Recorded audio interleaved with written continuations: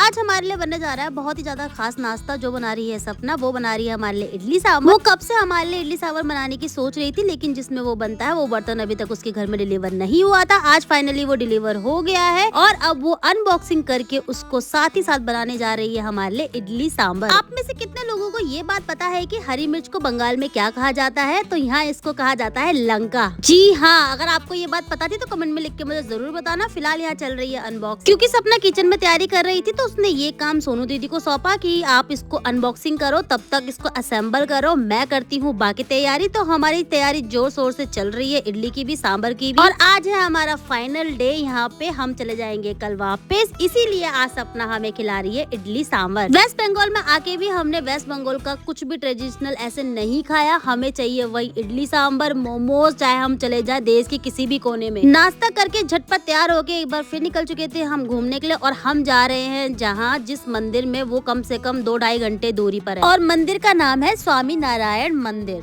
Hello guys, आज हम जा रहे हैं कश्मीर।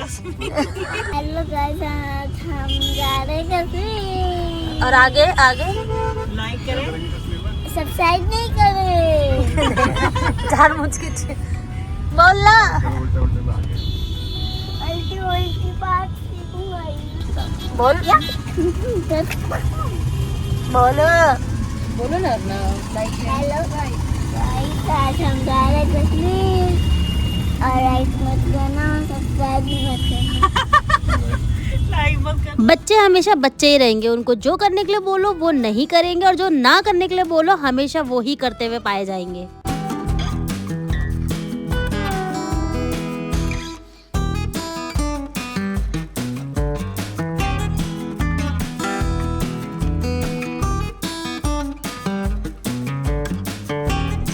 अभी तक का मेरा कोलकाता का जितना भी एक्सपीरियंस था, सच बताऊं तो बहुत ज़्यादा सरप्राइजिंगली था। मतलब मैं ये सोच के आई थी कोलकाता में क्या ही कर लेंगे, हम जाएंगे 2-4 दिन रहेंगे और वापस आ जाएंगे, लेकिन नहीं, यहाँ इतनी चीज़ें थी कि मैं आराम से 10-15 दिन रह सकती थी और कोलकाता पूरा एक्सप्लोर कर सकती थी। इतनी सुंदर सुंदर, इतनी अच्छी अच्छी चीज़ें थी यहाँ पे घूमने के लिए पर्पज से, बहुत मस्त। जितनी भी जगह हम गए थे ना, सारी इतनी बड़ी बड़ी प्रॉपर्टीज थी। मतलब आप अगर यहाँ घूमने आओगे ना तो आप कम से कम 2-4 किलो वजन तो घटा कर ही जाओगे। मुझे तो कोलकाता ने बहुत ज्यादा सरप्राइज करा। मैं इतना सोचकर बिल्कुल भी नहीं आई थी कि यहाँ इतना घूमने को भी होगा, और यहाँ ऐसी ऐसी जगहें भी होंगी जो बहुत सुंदर, बहुत प्यारी होंगी। और मुझे इतना सरप्राइज करा कोलकाता ने कि अब मुझे लगता है कि अच्छा हुआ, मेरा डिसीजन बहुत अच्छा था कि मैं कोलकाता घूमने आई।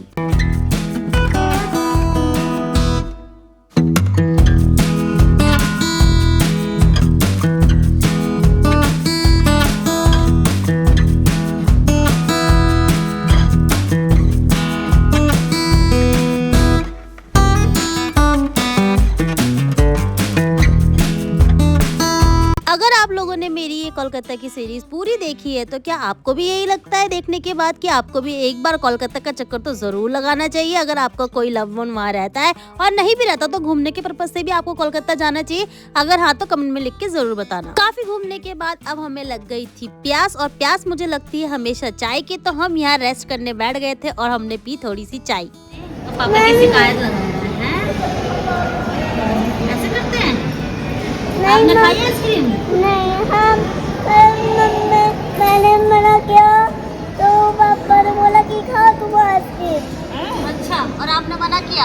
हाँ। अच्छा, हमें तो पता ही नहीं ये तो है। बहुत गजब बात है। तो मतलब आप अच्छे बच्चे हो, आपने मना किया क्योंकि?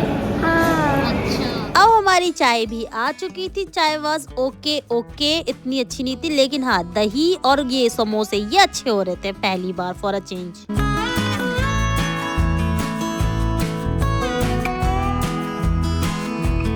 डे का व्यू हो या व्यू हो नाइट का, दोनों ही व्यू बहुत ही कमाल के थे कोलकाता के। जिस कोलकाता में मैं घूमी हूँ वो कोलकाता तो मुझे 200% बहुत ज़्यादा पसंद आया। बाकी अगर आप लोग कभी कोलकाता आए हैं तो आपका एक्सपीरियंस कोलकाता का कैसा था, कमेंट में लिख के मुझे ज़रूर बताना।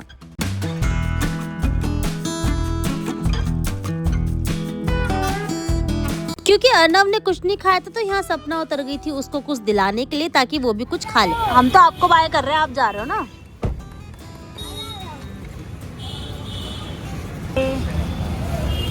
वाओ,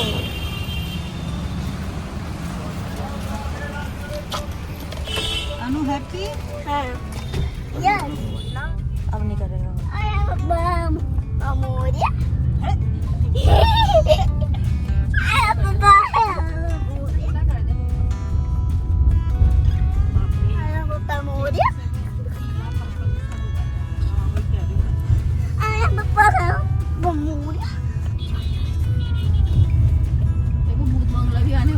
अब सपना हमें ले आई थी एक और अच्छी जगह पर जहाँ का स्ट्रीट फूड काफी फेमस है, तो वो चाहती थी कि हम यहाँ ट्राई करें। और हम सोच रहे थे कि हमें जाते जाते घूमते घूमते काफी लेट भी हो गया है, तो क्यों ना यहाँ पे हल्का फुल्का डिनर करके ही जाए आज। वैसे तो सपना कह रही थी कि यहाँ की सभी चीजें काफी अच्छी होती है, लेकिन उन सभी चीजों में से कुछ चीजें जैसे कि पाव भाजी और सैंडविच और चाय हमने ऑर्डर की थी, और दीदी ने ऑर्डर की थी जलेबी। क्योंकि अभी हमने चाय के साथ समोसे भी खा लिए तो पेट काफी हैवी था, इसलिए हमने हल्का फुल्का ही ऑर्डर करा। और अब हम आ गए हैं घर पर।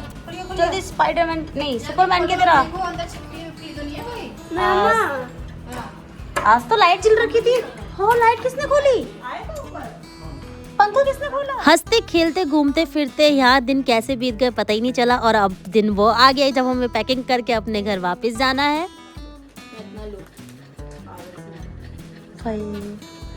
Thank you. वैसे मैं बोल रही थी कलर देख लेना, पर अब तुमने रेड पहनना ही नहीं है तो फिर रेड दीदी को भी जाएगा। ये ज्यादा रहता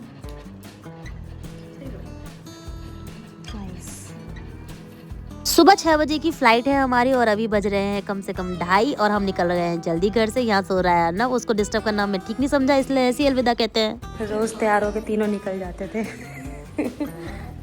बाय बाय। कहाँ पे मिलोगे? So much Dehradun. अब तो देहरादून ही मिल सकते हो। हाँ जब आओगे तो बताना फिर।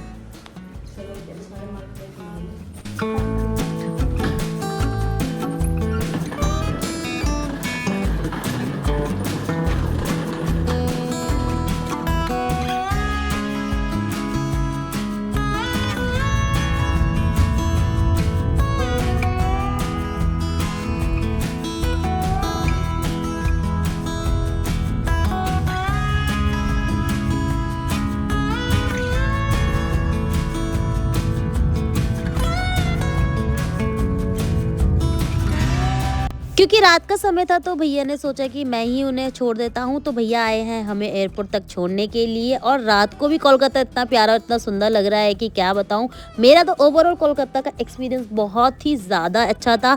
मतलब अगर 100% होता है तो मेरा 200% बहुत अच्छा था, बहुत ही ज़्यादा अच्छा। और सपना ने भी, बेचारी ने पूरे दिन, जितने भी दिन हम वहाँ पे रहे, एक भी दिन तो बहुत बड़ी बात है, 1 घंटा भी हमें फ्री नहीं रखा। हम कहीं ना कहीं घूमने जा ही रहे थे और बहुत ज़्यादा एक्सप्लोर करा। इतने कम टाइम में भी हमने काफ़ी हद तक काफ़ी चीज़ें एक्सप्लोर कर ली थी। भैया ने अब हमें छोड़ दिया है एयरपोर्ट और फिर से शुरू होता है हमारा सारा शुरू से प्रोसीजर। लेकिन इस बार मुझे अच्छे से याद है कि मैं बोर्डिंग पास पहले ही ले लूँगी, क्योंकि मुझे बोर्डिंग पास चाहिए। क्योंकि ये दीदी की हालांकि 2nd फ्लाइट है, लेकिन बोर्डिंग पास होना बहुत जरूरी है। बोर्डिंग पास उनका ये पहला वाला होगा। आते वक्त के लिए तो हमारे लिए काफी इजी था, क्योंकि जहाँ पे बैग ड्रॉप हो रहे थे वहीं से हमें हमारे बोर्डिंग पास भी कलेक्ट हो गए, तो हमें इधर उधर भटकना नहीं पड़ा। जैसा कि मैं सोच रही थी ऐसा कुछ नहीं हुआ, और हमें बहुत ही इजीली बैग ड्रॉप के साथ ही हमें बोर्डिंग पास भी मिल गए। और फाइनली अब दी का ये पहला ऑफिशियली बोर्डिंग पास है।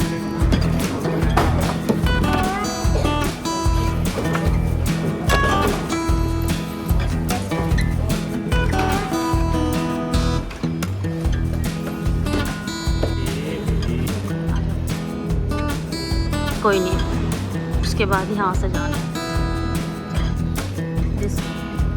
जाते वक्त के मुकाबले आते वक्त हमें काफी दूर चलना था, क्योंकि हमारा था गेट नंबर 107। आते वक्त हमारा गेट नंबर 02 था, जो कि वहीं पे ही था। लेकिन 107 के लिए हमें काफी चलना पड़ा। इवन एक फ्लोर से दूसरे फ्लोर तक भी जाना पड़ा, और हम गए थे डाउनस्टेयर।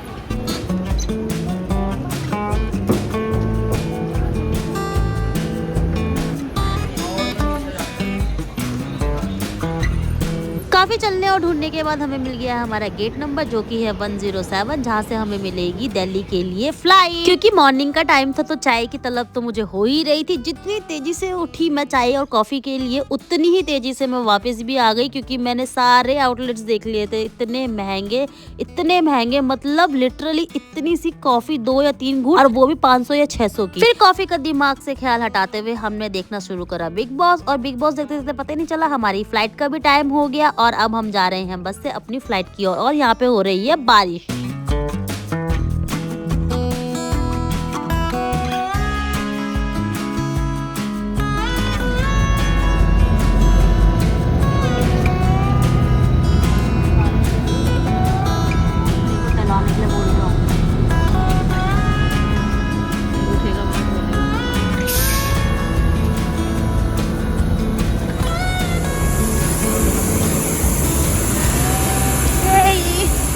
बारिश में आए हैं हम लोग।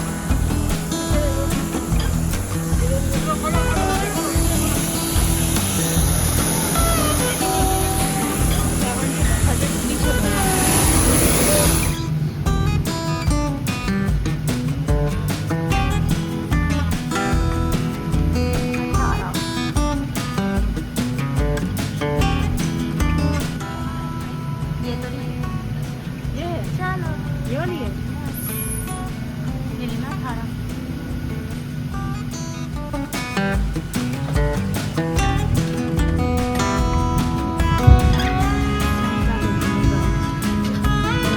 दिखेगा बस दिखेगा बस उसके साथ साफ होना चाहिए उसकी तरह।